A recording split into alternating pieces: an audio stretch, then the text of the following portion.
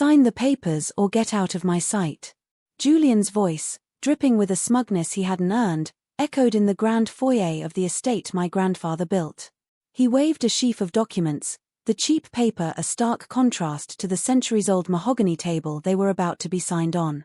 He thought this was his checkmate, the moment he'd seize control of everything I'd built, everything I'd inherited. He wanted the holding company, the international real estate portfolio, and most of all, he wanted the wings that carried my empire across the globe. I looked at him, truly looked at him for the first time in months, and saw not a partner, but a parasite dressed in a suit I'd paid for. I took the pen, signed my name with a steady hand, and placed the keys to the G700 on top of the stack. Then, I turned and walked out of my own home. The next morning, his bargain bin lawyer's shriek was so loud I could almost hear it from my penthouse suite across the city. What in God's name did you let her do? The real call came at 7 a.m., piercing the calm of my temporary sanctuary. It wasn't the lawyer, but Julian himself, his voice a frantic buzz in my ear. I found him not in person, but through the live feed from the office security camera I was monitoring on my laptop. He was sitting in my chair, behind my desk, a throne he had long coveted but never deserved.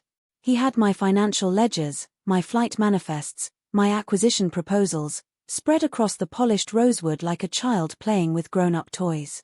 "I've been running the numbers," he'd said when he called, his voice tight with a pathetic attempt at authority.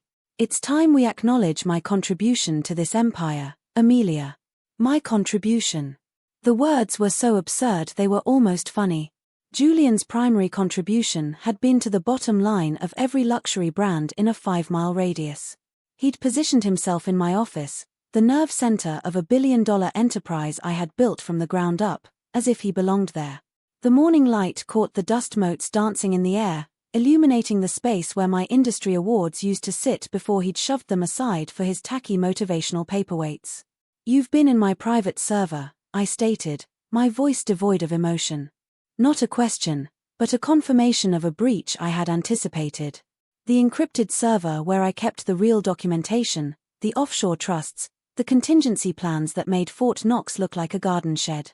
"Our server," he corrected, tapping a ridiculously oversized fountain pen against a notepad. "A marriage is a team effort, Amelia. 50/50ths. That's what my legal counsel advises." His legal counsel. A man whose primary qualification seemed to be a series of flashy online ads promising to make men kings of their own castles. I studied the man on my screen, the man I had once, foolishly, loved. He wore a silk robe I'd bought him in Milan, a trip he'd insisted was crucial for forging international connections, which had resulted in nothing more than a staggering room service bill.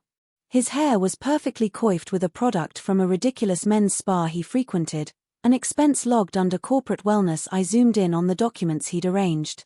They were the decoy files, of course. Detailed, complex, but ultimately meaningless papers I'd had my team prepare months ago, knowing this day was coming. He'd found the bait exactly where I'd left it.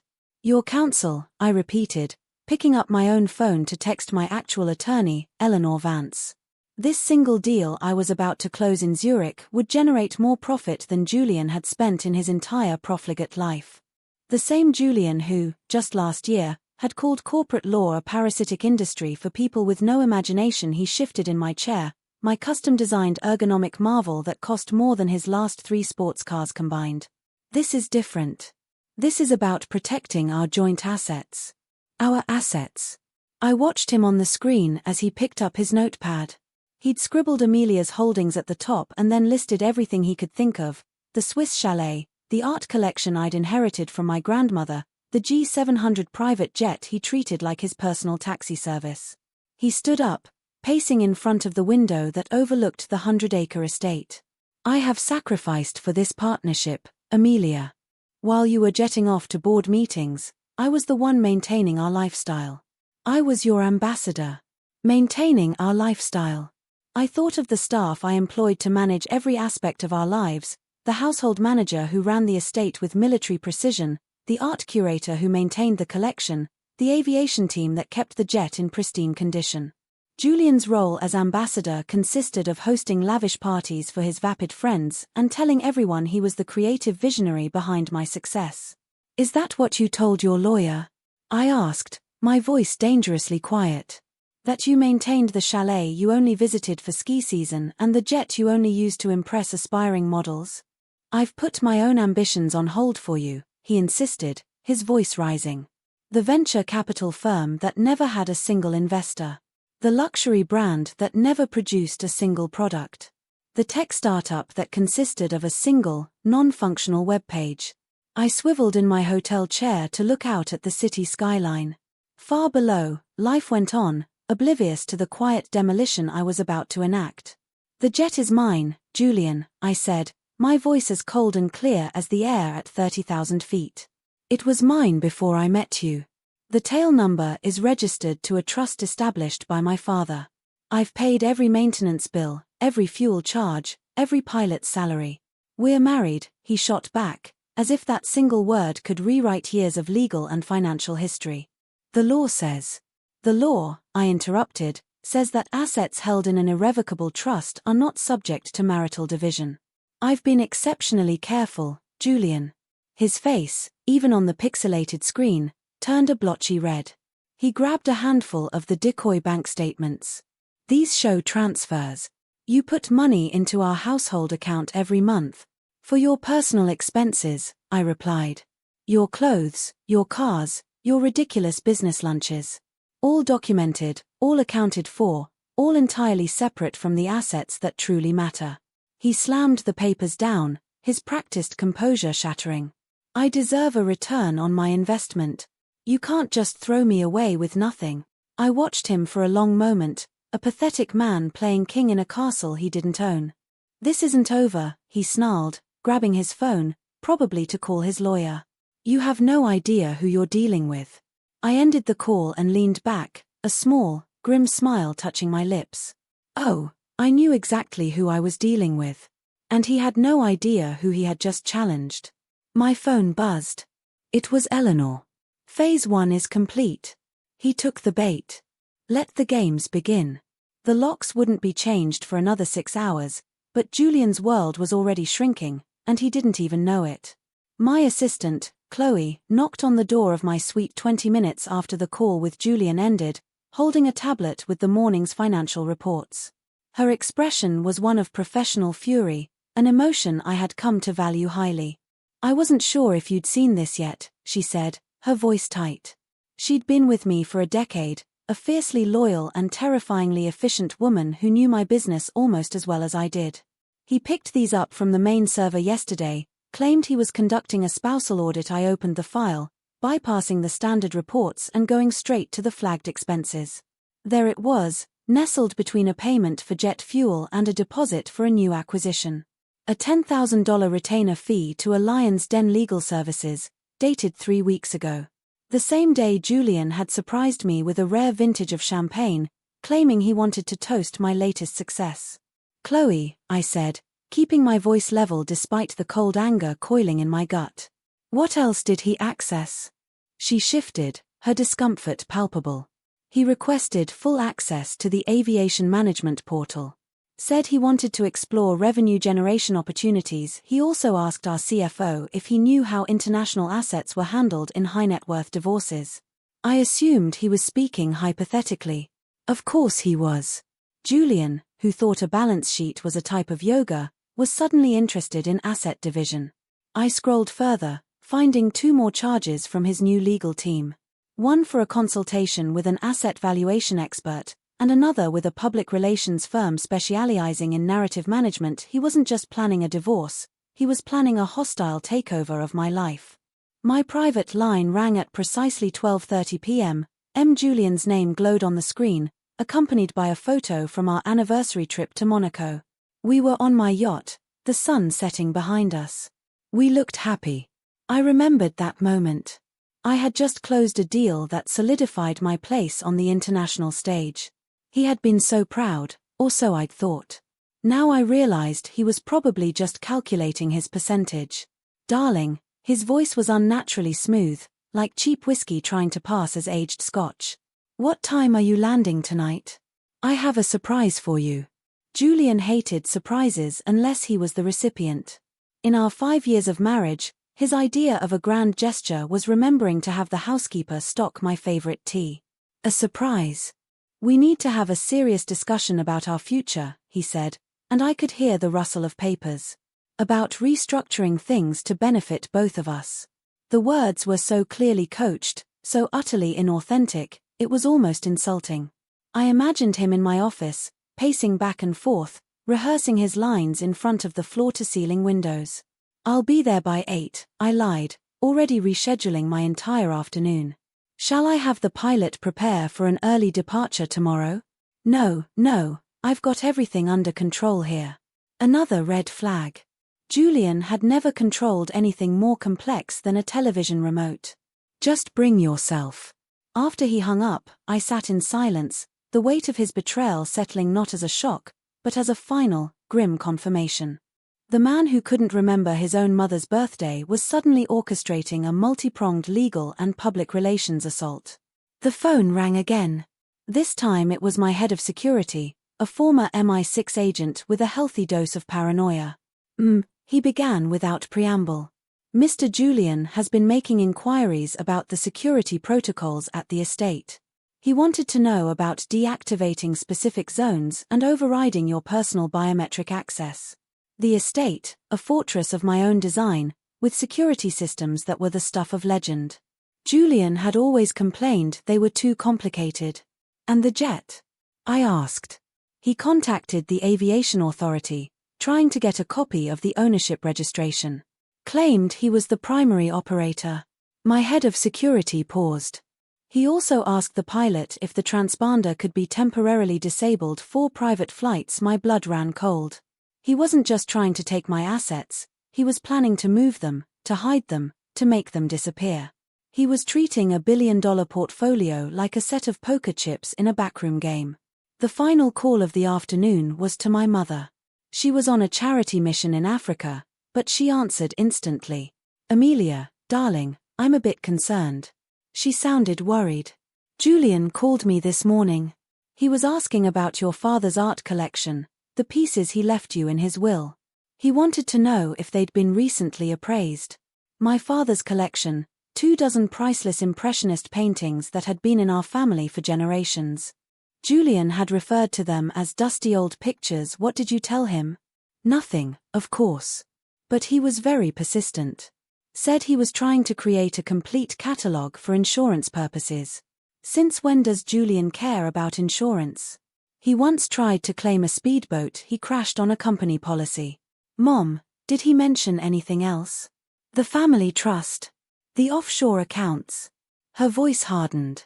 "Amelia, that boy has spent 5 years living off your name. Now he's sniffing around your inheritance. You know what your father used to say about wolves in sheep's clothing."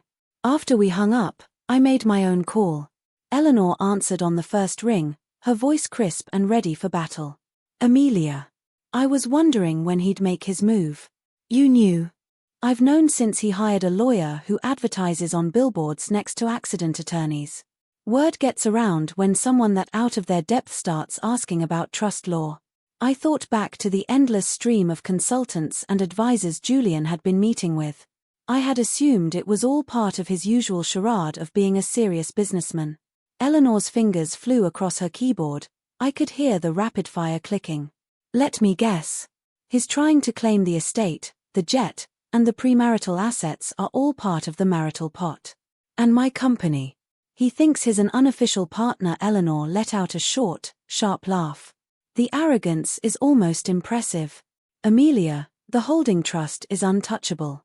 The business is structured as a sole proprietorship under a corporate veil so thick it would take a tactical nuke to pierce it. Your premarital assets are documented down to the last paperclip. So he has nothing. Legally, he has less than nothing. He's about to commit actionable fraud." She paused, and I could practically hear her smile. Men like Julian always get greedy. They think they're the smartest person in the room, right up until the moment the doors lock behind them. What's the plan? Let him play out his fantasy. Let him think he's winning. The more rope he takes, the more thoroughly he'll hang himself.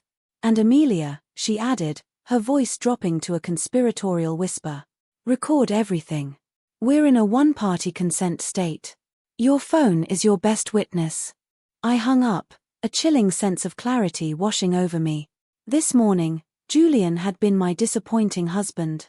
This afternoon, he was a clumsy adversary. Tonight, he would be the star of his own downfall, and I would be sitting in the director's chair, watching it all unfold. I arrived at the estate at exactly 8 o'clock, my phone discreetly recording from my jacket pocket. The air in the foyer smelled of cheap champagne and desperation. Julian had attempted to create a romantic atmosphere, but his efforts had only resulted in a scene that felt staged and unsettling. He had instructed the staff to set the dining room table with my grandmother's heirloom silver and the porcelain that had survived 2 world wars, only to be sullied by his pathetic charade. He'd even lit candles, dozens of them, casting long, flickering shadows that made the room feel less like a home and more like a mausoleum. "Sit," he commanded, gesturing to my chair at the head of the table while he remained standing, a leather-bound folder tucked under his arm. He had changed into a tuxedo, an absurdly formal choice for a dinner that consisted of take-out sushi arranged clumsily on a silver platter. "We need to have a frank discussion about the next chapter of our lives." I sat, my posture relaxed, my expression neutral. He had positioned himself by the roaring fireplace, a tactic straight out of a terrible corporate negotiation handbook. Project power. Command the space. What he didn't understand was that I had negotiated with heads of state and ruthless CEOs who could swallow men like him whole before breakfast. Julian cleared his throat, launching into a monologue so obviously rehearsed it was painful to watch. "Amelia, our paths have diverged. Your commitment to your work has created a chasm between us that I no longer believe we can cross." He paused for dramatic effect, gazing into the fire like a tormented poet. "I've been undergoing intensive personal coaching, and I've come to a realization." Coaching? The last coach he'd hired was a disgraced life guru who communicated primarily through motivational memes. He continued, his voice adopting the smooth, oily tone of a television evangelist. "This marriage has become unbalanced. I have shouldered the emotional burden, managed our complex social lives, and sacrificed my own considerable ambitions to create a stable platform for your success." I picked up my water glass, the crystal cool against my skin, and let him spin his web of delusions. His gestures were too broad, his eye contact too intense. He had practiced this, probably for hours, staring at his own reflection in the mirror, convincing himself of his own fiction. "Therefore, I believe it is in both our best interests to dissolve our union," he said, sliding the leather folder across the polished table. "I have had these papers prepared. They outline a separation that is both equitable and fair." I opened the folder. The first page was a masterclass in legal fantasy. It was a settlement agreement that looked like it had been drafted by a first-year law student with an overactive imagination. He was demanding the estate, citing his managerial contributions. He wanted the G700, claiming it was essential for his ongoing business ventures. He wanted 50% of my company, retroactive to the day we met, claiming intellectual partnership. "You want half of my corporation," I said, my voice flat, betraying none of the contempt I felt. "My insight has been critical to your strategic decisions," he declared, his confidence swelling. "I have been your closest advisor, your silent partner." I turned the page. He wanted my father's art collection, reframed as a jointly curated marital asset. He wanted my yacht, the one he'd nearly sunk twice. Even my personal investment portfolio, established a decade before I'd met him, was listed as a shared resource. "This is what I am owed, Amelia. What we built together should be divided as such." I continued to read, my silence unnerving him. Inside, I was meticulously cataloguing every fraudulent claim, every legal overreach, every piece of evidence I would hand to Eleanor on a silver platter. The decoy documents I had left on the server had worked perfectly, giving him just enough information to construct this elaborate fantasy of ownership. "Well," his patience snapped. "Are you going to sign it?" I put the papers down and looked at him, truly looked at him, and saw the depth of his greed. "You want this house. I deserve this house. I have poured my soul into making it a home while you treated it like a corporate headquarters. And the jet. A vital tool for the global brand I intend to launch. And my father's art. Our shared legacy." Each lie was more audacious than the last. He spoke of a shared history that had never existed, a partnership that was a figment of his imagination. He had spent exactly 3 days on the yacht in the past year, most of which he spent complaining about the Wi-Fi. I picked up the pen he had placed so theatrically beside the documents. A cheap, disposable pen, not even one of the sterling silver ones from my desk. He took a step back, a triumphant smirk playing on his lips. His phone was already in his hand, no doubt ready to text his lawyer and his coterie of sycophants. "No," I said, placing the pen gently back on the table. His face contorted, a mask of disbelief and rage. "What do you mean, no?" "I mean, no. I will not be signing these." His practiced composure crumbled. "You have to. This is what's fair. I've decided." "Your decision." I rose slowly, my heels clicking softly on the marble floor. "Your decision regarding my property, my company, my inheritance." His hands balled into fists at his sides. "Our property. 5 years of marriage makes it ours. That's not how trust law works, Julian." He slammed his hand on the table, rattling the priceless china. "Don't you dare lecture me. My lawyer says." "Your lawyer is a fool." His face turned a shade of purple I had only ever seen in a sunset over the Indian Ocean. He leaned forward, his voice dropping to a low snarl he probably thought was intimidating. "You will sign these papers, Amelia. We can do this the easy way, or we can do this the hard way." "The hard way." I allowed a small, cold smile to touch my lips. "And what, precisely, does that entail?" He straightened up, puffing out his chest, and pointed a trembling finger toward the grand, arched doorway. "Sign the papers, or get out. This is my home now. I've established residency. I've made my contributions. Sign, or leave with nothing but the clothes on your back." The words, his grand ultimatum, hung in the air, a perfect, self-incriminating confession. It was more than Eleanor had even hoped for. It was all recorded. I picked up the pen again. A flicker of victory, pure and undiluted, flashed in his eyes. I signed every single page. My signature, usually reserved for 9-figure contracts, flowed across the lines, each curve and loop a deliberate act of strategic warfare. When I was done, I put the pen down. I slipped the keys to the G700 from my pocket and placed them on the stack of signed papers. My wedding ring, a 10-carat diamond I had purchased for myself, followed. I picked up my clutch and walked to the door, my footsteps echoing in the cavernous hall. "That's it." He called after me, his voice a strange mix of confusion and elation. "You're just giving up." I paused in the doorway and looked back at him, a king in a borrowed castle, holding a worthless crown. I said nothing. The most important statements are not made with words. 30 minutes later, I was in Eleanor's war room, a state-of-the-art conference suite with encrypted communication lines and enough screens to rival a NASA command center. She had been waiting, a file already open on the central monitor. "He said it?" she asked, not looking up from her screen. "Word for word. Sign or get out." He even did the dramatic pointing thing. Eleanor's smile was a terrifying thing to behold. It was the smile of a predator that knows the hunt is already over. "Perfect. Now, let's see what our boy has been up to since his great victory." She tapped a few keys, and Julian's social media feed filled the main screen. The first post had gone up less than 10 minutes after I'd left. It was a selfie of him in my office, feet up on my desk, holding a glass of my best scotch. The caption read, "Some chapters have to end for a new story to begin. Taking the helm. #my empire, #CEO life, #level up." "He's creating a public record of his fraudulent claims," Eleanor murmured, taking screenshots with practiced efficiency. "Oh, look, he's live." The screen split to show a live video feed. Julian was giving a tour of the estate to a handful of his sycophantic friends. He was in the master bedroom, my bedroom, opening my jewelry box. "And of course, all of this is now under my management," he was saying, holding up my grandmother's diamond necklace to the camera. "It's important to secure the assets during a transition." My phone buzzed. It was a text from the estate manager, a woman who had been with my family for 30 years. "He has dismissed the evening staff."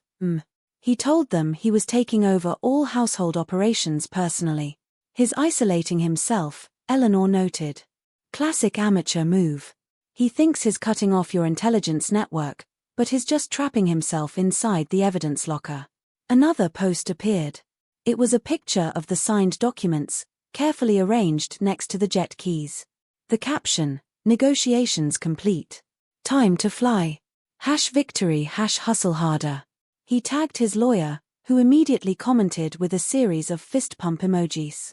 They're both documenting their own conspiracy to commit fraud in real time, Eleanor said, her voice filled with something akin to glee. This is the most incompetent hostile takeover I have ever witnessed. My private line, the one reserved for my senior staff, rang.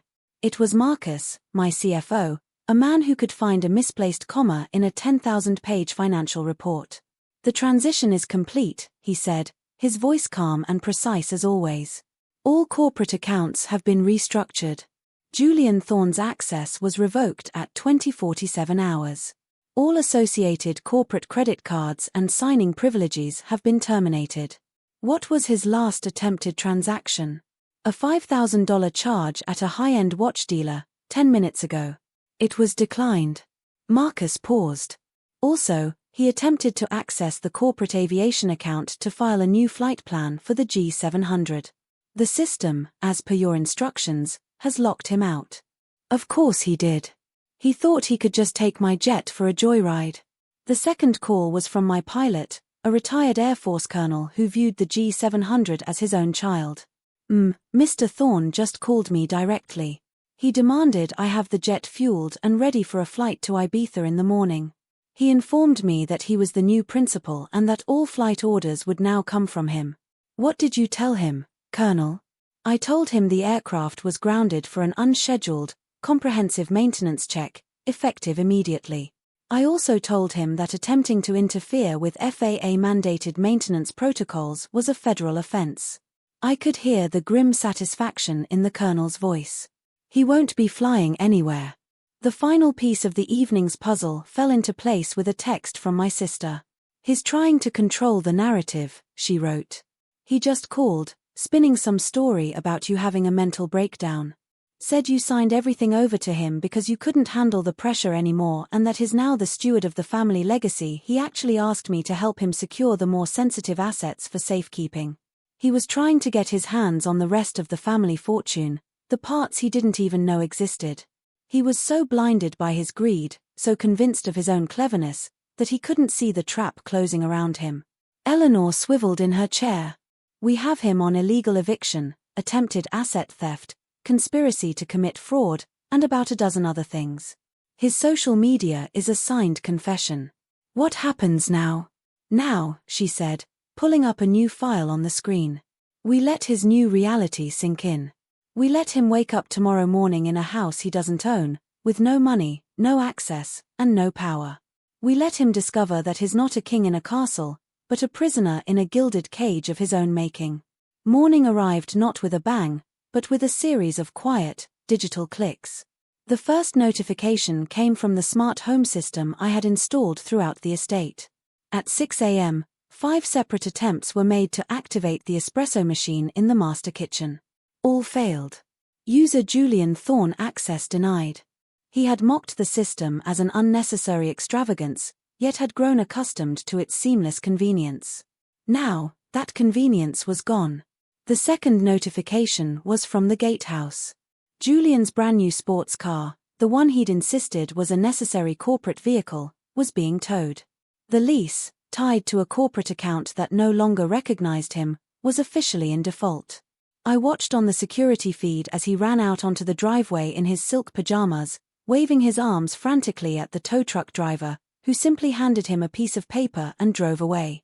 At 7:15 a.m., Chloe forwarded me an email from the manager of the exclusive country club Julian frequented. His membership had been suspended due to non-payment. His scheduled tea time with a man he'd described as a potential 9-figure investor was cancelled. The empire of illusion he had built was crumbling, one declined transaction at a time. The real fireworks began at 9 a.m. His lawyer's name, the ridiculous Lion's Den Legal, flashed on Eleanor's main screen. She put the call on speaker, her expression one of detached amusement. "Ms. Vance, my client seems to be experiencing some logistical issues," the man began, his voice a stark contrast to the aggressive confidence he'd projected online. "His access to the property's amenities appears to have been restricted. The property, Mr. Gable, is owned by an irrevocable trust that my client is the sole beneficiary of," Eleanor stated, her tone as crisp as a new banknote. "Your client is a guest. Or rather, he was. He has illegally evicted the legal owner and is currently trespassing. There must be some mistake. We have a signed separation agreement. The one your client fraudulently induced my client to sign under duress. The one where he attempts to claim ownership of assets he has no legal right to. That agreement is not a legal document. It is Exhibit A in a criminal fraud investigation." A choked sputtering sound came from the speaker. We could hear papers shuffling frantically. "But, he made contributions to the marriage. He supported her career. Our forensic accounting team has completed a full audit of your client's financial contributions to the household over the past 5 years. The grand total is 0. However, he did manage to spend over $2 million of my client's money on what he termed personal and business development. We have the full report ready to send over." The silence on the other end of the line was deafening. The so-called lion had lost his roar. "We are prepared to offer your client a chance to avoid immediate criminal charges," Eleanor continued smoothly. "He has 48 hours to vacate the premises with only his personal belongings. If a single item belonging to my client or the trust is missing, we will file for immediate prosecution." After that call ended, another came through almost immediately. It was Julian, his number showing up as unknown caller since his personal phone plan, also tied to a corporate account, had been suspended. I answered, putting him on speaker for Eleanor to hear. "What have you done?" he shrieked, his voice raw with panic and disbelief. "My car is gone. My cards don't work. I can't even open the garage. You are trespassing in my home, Julian. I have simply secured my assets. Your home. I have a signed document. You have a confession, which has been forwarded to the district attorney's office. You tried to steal my company, my inheritance, and my home. Did you really think I wouldn't have a contingency plan?" His tone shifted from rage to a desperate, wheedling plea. "Amelia, baby, we can talk about this. There's been a misunderstanding. The lawyers, they got carried away. You made your intentions perfectly clear. You gave me an ultimatum. Sign or get out. I chose to sign. Now, you will choose to get out. Or you will be removed." The line went dead. The final act of his self-immolation came via social media. Apparently, the woman he had been seeing, an aspiring influencer he had been showering with gifts purchased with my money, had also found her credit lines cut off. She posted a scathing story on her Instagram, a picture of a new watch he had given her with the caption, "Turns out my new man is broker than my last nail appointment. #dodged a bullet #fraud alert." She tagged him. Within an hour, his carefully curated online persona was being torn to shreds by a piranha-like swarm of online gossipmongers. Eleanor leaned back in her chair, a satisfied smile on her face. "The thing about men like Julian," she said, "is that their entire world is built on a foundation of perception. Once you shatter that perception, the entire structure collapses. He didn't just lose his money and his home. He lost his audience. And for a narcissist, that's a fate worse than death." The removal was less dramatic than I had anticipated. There was no shouting, no final confrontation. Julian, stripped of his bravado and his audience, was a surprisingly small figure. I watched via the security cameras as he directed a small moving crew, loading a pathetic collection of boxes into a standard rental truck. His designer suits, his collection of garish watches, his shelves of self-help books on how to be a powerful man, it all looked so cheap and insignificant as it was carried out of the grand stone archway of the estate. His brother, a quiet, sensible man I'd always felt sorry for, was there to help. At one point, the cameras caught them arguing. Julian was trying to load one of my Matisse sculptures into the truck.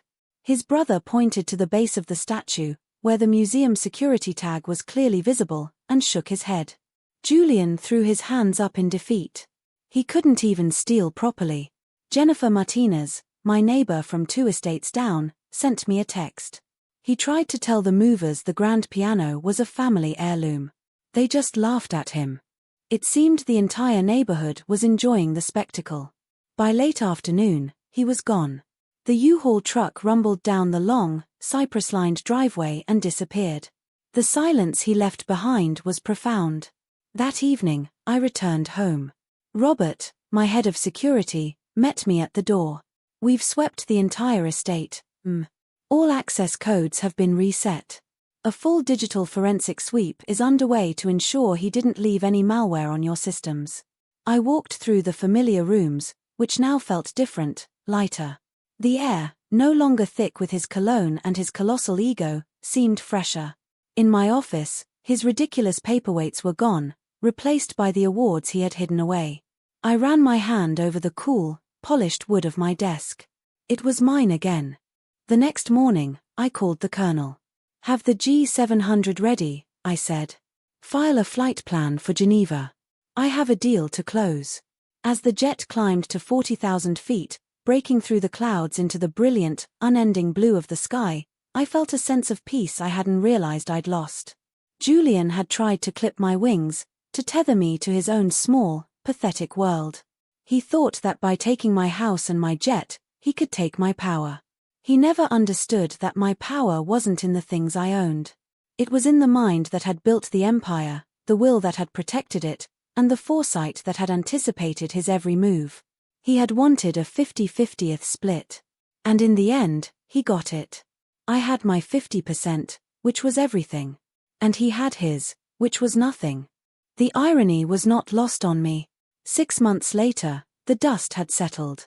Julian, I heard through the grapevine, was living in a small apartment, trying to launch a podcast about surviving betrayal by powerful women. It had 7 listeners, most of whom were probably his family members. His high-flying lawyer had been disbarred for unrelated ethics violations, a fitting end to a career built on bluster.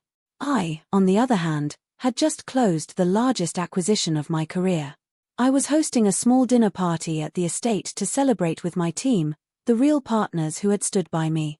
Eleanor raised her glass, the crystal chiming softly. To Amelia, she said, her eyes twinkling, who reminded us all that the most valuable asset is a well-drafted legal trust. We all laughed. The house was filled with the sound of genuine camaraderie, of shared success. Later that evening, I walked out onto the terrace, looking up at the vast, star-filled sky. I thought about Julian and his pathetic attempt to steal a life he could never have built and could never understand. He had waved papers in my face and thought he had won. He never realized the game was over before he even sat down at the table. If you enjoyed this story of a well-played long game, make sure you hit that like button. My favorite part was when his own lawyer had to admit on the phone that the settlement agreement was actually just evidence of fraud. What was your favorite moment of Julian's downfall?